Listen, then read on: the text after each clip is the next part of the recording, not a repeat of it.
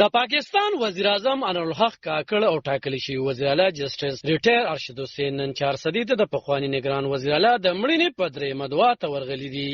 چارته چې د اعظم خان کورنۍ سره غمرازي وکړه او ویل چې هغه یو نیک، شایسته او معذب شخصیت و، نو ځکه د هغه ځای ته راغلي دي. خو خبريالانو سره خبرو ته ښاغلي وزیر اعظم پرې نه ښودلی شو او د پردو دننه کوټې ته ورسو. د وزیر اعظم د راتلو نه وړاندې په شابړه سیمه کې 14 د ماشومانو سرکاري سکولونه بند کړي شو، کم چې عام ولس غندلي دي. وزیر اعظم کاکړ د اعظم خان د کورنۍ غړو سره لیدنه وکړه. هغه د لیدنې وروسته د اعظم خان پروارو د جمعیت سیاسي کارکون محمد احمد خان وویل چې وزیر اعظم یې د کورنۍ سره د خواوږۍ اظهار وکړو. صوبایي لیډرشپ راغلی دی، مرکزی لیډرشپ راغلی دی، 400 ضلع چې کوم لیډرشپ راغلی دی د ټولو پارټو کو، هغه عوامي نېشنل پارټي دا، کو پاکستان تحریک انصاف ته، کو قومي وطن پارټي دا، جماعت اسلامي دا، جمعیت علماء اسلام، نور چې څونه پارټي دي دا ټول مشران راغلي. مونږ به حت مشکوري او دین علاوه زموږ چې څونه د کلی علاقې خلک دي، سپینګری دي، مشران دي، لوی علماء کرام راغلي وو. دا هم ډیر زیات مشکوري او شیخ ادریس صاحب دی او داسې نور چې څونه عالمي